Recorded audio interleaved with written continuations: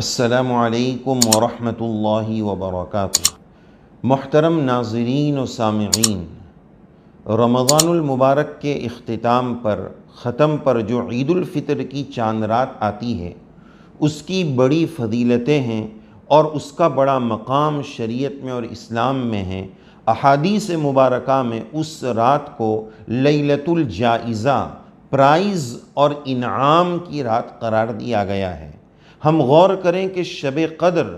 جو 1000 مہینوں سے بڑھ کر ہے، اس کو تو چھپا دیا گیا ہے، وہ کس رات میں آتی ہے وہ فکس نہیں بتایا گیا ہے، لیکن جو انعام کی رات ہے لیلۃ الجائزہ، یہ عید الفطر کی چاند رات کو طے ہے، فکس ہے کہ یہی انعام کی رات ہے۔ تو ہمیں چاہیے کہ ہم اس رات کی قدر کریں، اس انعام کو وصول کرنے کے لیے رب کریم کی بارگاہ میں جائیں، اللہ تعالیٰ سے دعا مانگیں، عبادتوں کا اہتمام کریں، اور اس حدیث پاک کو بھی ذہن میں رکھیں جس میں رسول اللہ صلی اللہ علیہ وسلم نے یہ بات بتائی ہے، جس کا خلاصہ یہ ہے کہ جو عیدین کی دونوں راتوں کو جاگ کر گزارے، یعنی عید الفطر کی رات اور عید الاضحیٰ کی رات،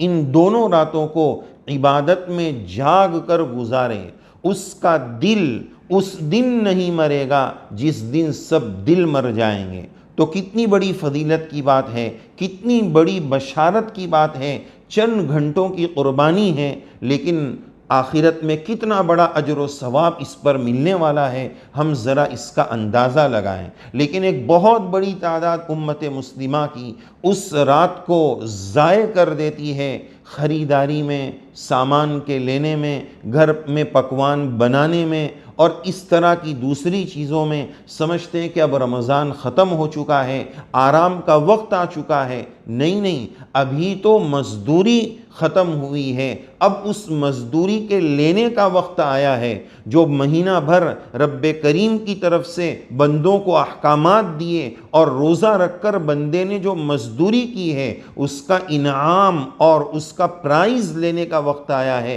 کتنا نادان ہے وہ مسلمان کہ مہینہ بھر مزدوری تو کرتا ہے، لیکن جب سیلری اور پرائز اور انعام لینے کا وقت آتا ہے تب غفلت میں جا کر سو جاتا ہے اور دوسری چیزوں میں مشغول ہو جاتا ہے۔ ضرورت اس بات کی ہے کہ ہم اس رات کی قدر کریں، اور امام شافعی رحمۃ اللہ علیہ نے ما ثبت بالسنہ کے حوالے سے جو بات فرمائی ہے کہ 5 راتیں دعا کی قبولیت کی سال بھر میں ہوتی ہے، اس میں ایک رات عید الفطر کی رات بھی ہے، تو یہ دعا کی قبولیت کی بھی رات ہے۔ ہمیں اس میں دعا کا خصوصی اہتمام کرنے کی ضرورت ہے۔ اور ایک بات یہ بھی دیکھی جاتی ہے کہ جو حدیث پاک سے یہ بات ثابت ہے کہ رمضان المبارک میں شیطان قید ہوتا ہے۔ اب ظاہر ہے کہ جہاں عید الفطر کا اور شوال کا چاند طلوع ہوتا ہے، ادھر وہ شیطان چھوٹ جاتا ہے، اور جیسے ہی شیطان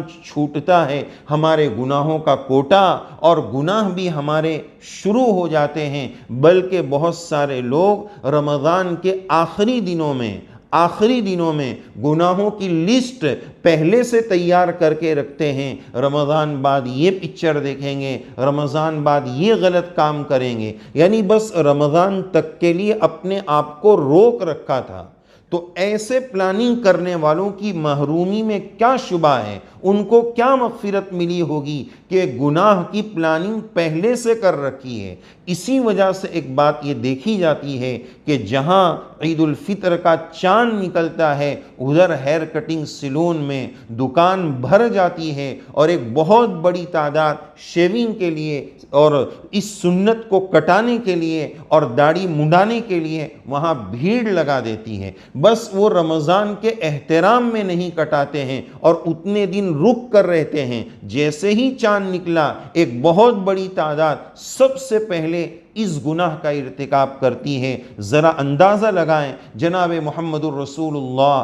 صلی اللہ علیہ وسلم کی اتنی پیاری سنت، اتنا مبارک مہینہ جس میں ہم نے دعائیں کی، نمازیں پڑھی، تراویح کا اہتمام کیا، روزے رکھے، اتنی نورانیت کے کام کیے، اتنے انوارات اور برکات کو حاصل کیا، اور ادھر چند منٹوں میں اس سنت کو کٹوا کر ہم نے سب پر پانی پھیر دیا، یہ کتنی بڑی محرومی کی بات ہے کہ بس صرف رمضان تک کے لیے ہم نے جو ہے اس طرح گناہ سے رکے رہے اور رمضان کے آخری دنوں میں پلان بناتے رہے کہ اب رمضان کے بعد یہ گناہ کرنا ہے، یہ گناہ کرنا ہے۔ ایسے لوگوں کے خسارے اور نقصان میں کوئی شبہ نہیں ہے، انہوں نے رمضان سے کچھ نہیں پایا۔ اصل رمضان سے پانے کی چیز تقوی ہے، لعلکم تتقون، اور جس نے تقوی پا لیا وہ اپنے آپ کو گناہ سے بچانے کی پوری فکر کرتا ہے۔ تو پیغام یہ ہے، درخواست یہ ہے کہ ہم گناہ پر کنٹرول کرنے کی کوشش اور محنت کریں، رمضانی مسلمان نہ بنیں۔ جس اہتمام کے ساتھ ہم نے رمضان اعمال اور عبادت میں گزارا ہے، اب کوشش کریں کہ ہماری زندگی بھی اسی ڈگر پر آ جائے، اسی نہج پر آ جائے، اسی راستے پر آ جائے، شریعت اور سنت والی بن جائے۔ ہم اس بات کی کوشش کریں، اور عید الفطر کی جو رات ہے یعنی چاند رات ہے، لیلۃ الجائزہ ہے، اس کو زیادہ سے زیادہ وصول کریں، انعام رب کریم سے لینے کی کوشش کریں۔ یہ بہت مبارک رات ہے، اس رات کی قدردانی کرنے کی ضرورت ہے۔ اللہ عز و جل سے دعا ہے اس گنہگار کو بھی توفیق عمل سے نوازے، ہم سب کو توفیق عمل سے نوازے، آمین یا رب العالمین۔ وآخر دعوانا ان الحمد للہ رب العالمین۔